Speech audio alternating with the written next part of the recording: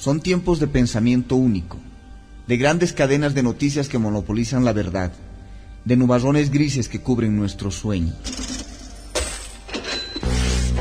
Pero también son tiempos para el encuentro, la esperanza y los rincones para otras miradas y otras voces en Palabra de nuestro corazón.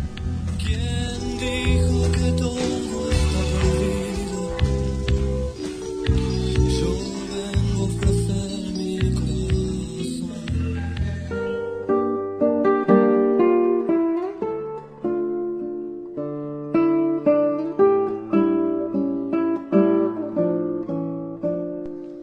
Hola amigos y amigas de la Red de la Diversidad, sean ustedes bienvenidos y bienvenidas a estas Palabras del Corazón, a este encuentro con la diversidad y la diferencia, a este encuentro con otras voces, con distintos puntos de vista, con distintas maneras de reflexionar y distintas temáticas.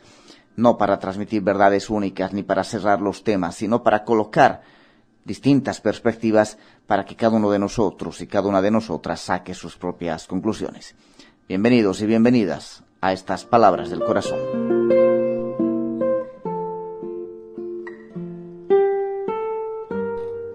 En el programa de hoy compartiremos una parte de este texto de Wilfredo Plata sobre la construcción del discurso autonomista de las élites cruceñas, que hace parte del libro Los Varones del Oriente, coordinado por Jimena Soruco, y en el que participan con un capítulo Jimena Soruco, con otro Gustavo Medeiros, y este capítulo sobre ese discurso autonomista de las élites cruceñas de Wilfredo Plata.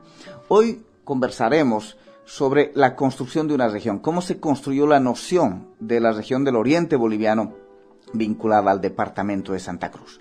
Dice Wilfredo Plata: una de las peculiaridades de la fisiografía de Bolivia es la división entre las tierras altas, o los Andes occidentales, y bajas, o los llanos orientales.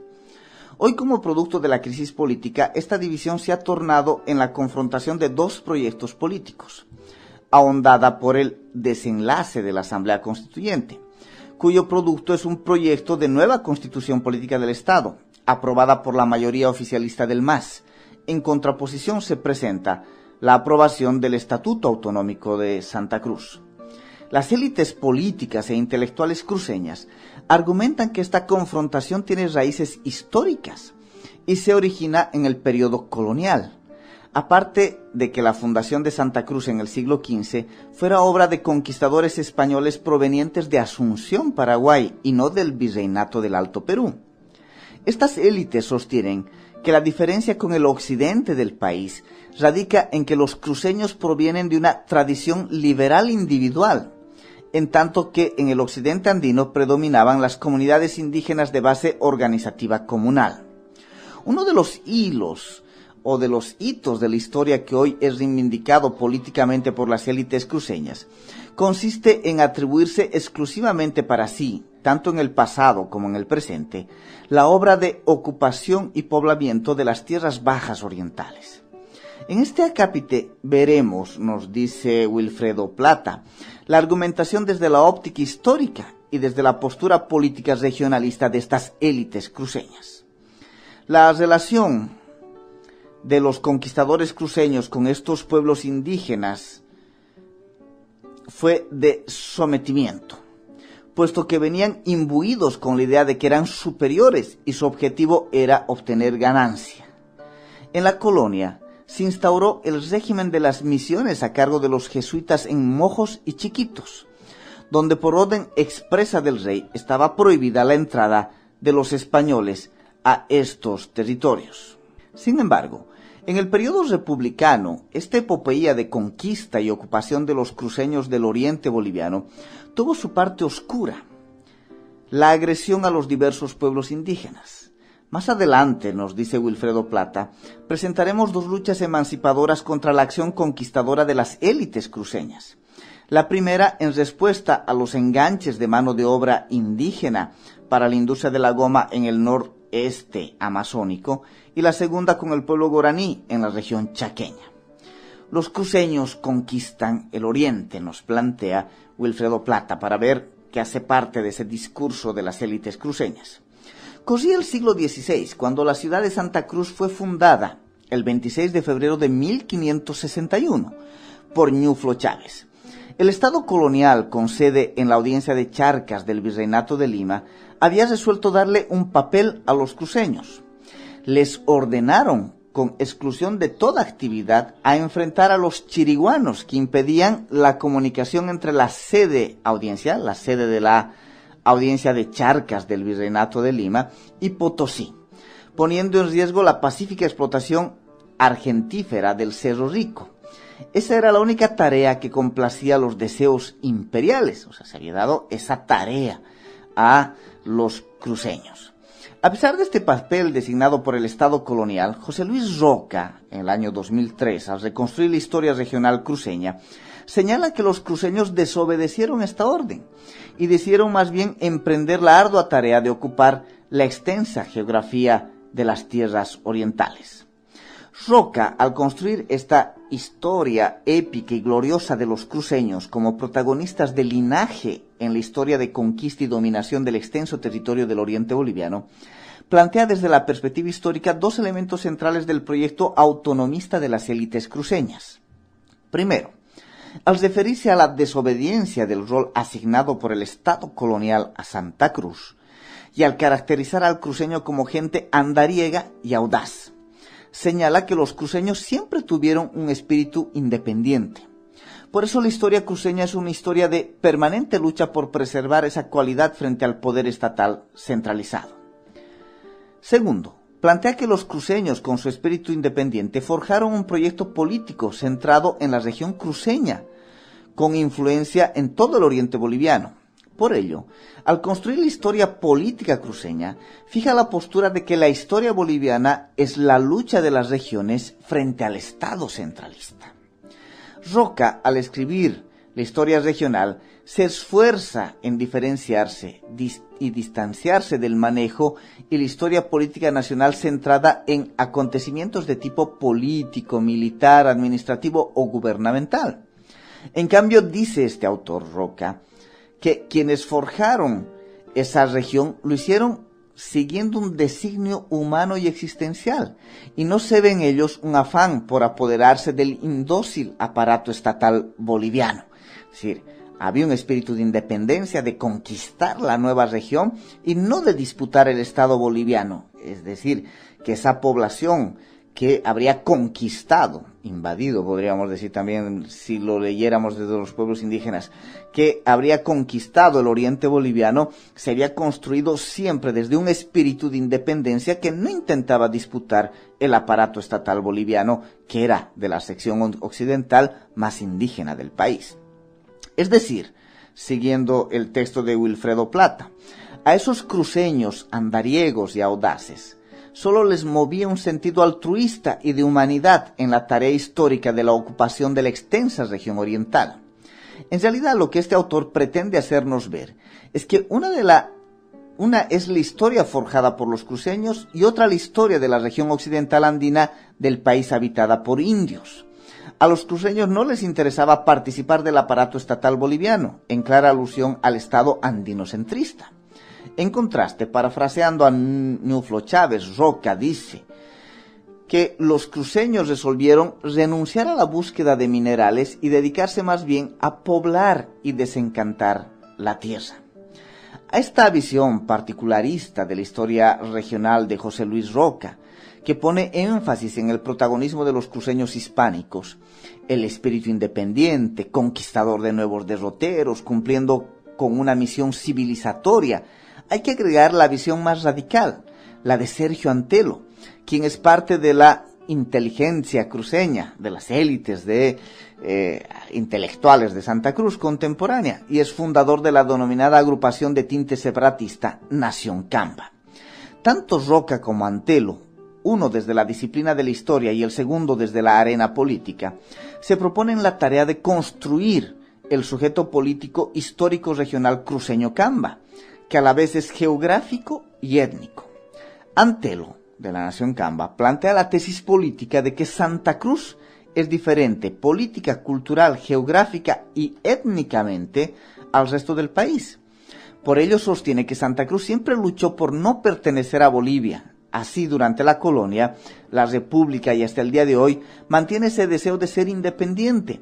Para sustentar su tesis, recurre a los siguientes argumentos relativos a la historia política del país. Primero, la provincia de Santa Cruz, durante los prolegómenos de la fundación de Bolivia como nueva república, tuvo un intenso debate, nos dice Antelo, en el seno de la élite cruceña sobre la pertinencia de formar parte del nuevo país que iba a crearse. Pero la aspiración fue integrarse a sus orígenes porque existía, según datos, simpatía con las provincias unidas del Río de la Plata, con independencia, o sea, que la provincia de Santa Cruz aspira a integrarse a sus orígenes históricos bajo sus propios términos. Se puede destacar el hecho de que esta independencia ya no podría ser de España, porque esta, como potencia militar o política, ya no existía. Por lo tanto, podía ser independencia del Alto Perú, así señala Antelo. Es decir, los patricios cruceños se oponían terminantemente y categóricamente a los hechos que se gestaban en las alturas y a las espaldas de su propia voluntad soberana. Este argumento señala que los cruceños no fueron consultados si querían formar parte o no del nuevo Estado-Nación que se gestó en 1825, el 6 de agosto. Antelo expresa con claridad meridiana que los cruceños tienen un origen distinto no solo del Paraguay, de donde salió la expedición encabezada por Ñuflo de Chávez, sino señala taxativamente que Santa Cruz fue parte del segmento del complejo histórico y etnocultural del Río de la Plata. Con ello niega rotundamente que Santa Cruz haya pertenecido desde su origen al Virreinato del Perú, del cual formaba parte la audiencia de Charcas, que hoy es Bolivia. Con estos tres argumentos, Antelo niega la pertenencia de Santa Cruz a Bolivia en el pasado, y en el presente anhela vehementemente la independencia de Santa Cruz. En realidad, en su mentalidad regional localista, reclama para sí la centralidad política de Santa Cruz. Hoy, esto solo será posible si Santa Cruz decide de manera autónoma su destino, es decir, separada de Bolivia o a lo sumo como un Estado asociado de Bolivia.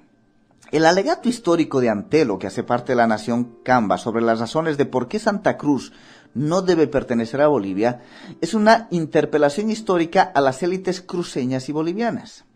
Para Antelo, lo deseable era que las élites cruceñas, cuando se creó Bolivia en 1825, hubieran decidido no pertenecer a Bolivia, porque todas las repúblicas latinoamericanas que se formaron luego de la caída del Imperio Español tenían en su cúspide social y de poder a los criollos, menos los criollos cruceños. En todos los países vecinos conformaron su república, menos los cruceños. Antelo deslegitima el accionar de las élites paceñas y bolivianas, altoperuanas como las denomina, porque no acepta que las élites paceñas hayan gobernado por más de un siglo Bolivia y que hayan construido el país que conocemos, como señala Manuel Suárez el 2005, dice: desde la Guerra Federal, dice Manuel Suárez, las élites paceñas gobiernan el país, élites mineras y burocráticas. Hasta 1952 manda la oligarquía minera del estaño. El 52 aburguesó o democratizó ese poder oligárquico, pero no cambió ni mucho menos el eje geopolítico. La paz continuó como raíz de lo público. Por tanto, en 100 años tenemos unas élites collas que hacen el país que conocemos, en parte también hacen al oriente que conocemos, dice Manuel Suárez. Ramiro Condarco, en 1982, considera que desde la Guerra Federal de 1899, cuando la sede de gobierno fue trasladada a La Paz, el altiplano andino fue el centro vital de la nacionalidad, el principal escenario de la vida nacional y de los acontecimientos históricos de la República desde el punto de vista económico y demográfico. En palabras de Herbert Klein, otro notable historiador, dice que en el altiplano estaba el verdadero núcleo de la nación, lejos estaban de ese núcleo las costas del Pacífico y los llanos orientales. Esta lejanía del poder estatal es criticada y utilizada como justificativo en la construcción del discurso autonómico. Y el mayor estupor de los sectores radicalizados del nacionalismo cruceño, como el discurso de Sergio Antelo, consiste en acusar a las élites paceñas el haber acaparado el control del aparato estatal en concomitancia con los indios aymaras del altiplano, a quienes identifica como el enemigo principal del proyecto autonomista de la élite cruceña. Como corolario de este alegato histórico para sostener hasta el cansancio de que Santa Cruz nunca formó parte de Bolivia, afirma Antelo, primero, que los cruceños se vuelven altoperuanos a punta de pistola, y segundo, que Santa Cruz y su extenso territorio fueron anexados al Estado ficción boliviano, que la convertiría luego en su más rentable colonia interna. En suma, tanto Roca como Antelo señalan que el protagonista del linaje hispano extendió su dominio territorial a los actuales departamentos de Santa Cruz, Beni y Pando. Los cruceños tienen un espíritu independiente, por ello desobedecieron a los designios del Estado colonial, que les dio el papel de guardianes de la frontera chiriguana. Antelo, que trata de demostrar con argumentos históricos el origen distinto de los cruceños al de los altoperuanos, indios collas de los Andes, dirían, sin duda intenta mostrar que Santa Cruz es un pueblo secuestrado a punta de pistola y obligado a formar parte de Bolivia. Esa es la mayor rabia y desazón de este intelectual y militante radical del separatismo cruceño. Pero ¿será que solo los cruceños fueron los protagonistas en la ocupación del extenso territorio de las tierras bajas del Oriente? Se pregunta Wilfredo Plata. Pues mañana profundizaremos sobre el rol de los pueblos indígenas y esta acción conquistadora de los cruceños en las tierras de Oriente. Será hasta el próximo programa.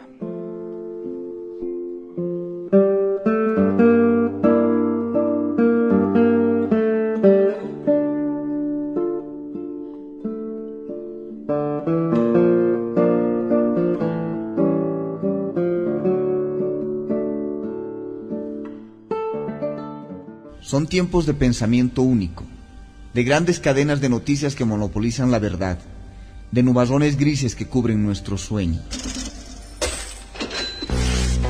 Pero también son tiempos para el encuentro, la esperanza y los rincones para otras miradas y otras voces en Palabra de nuestro corazón.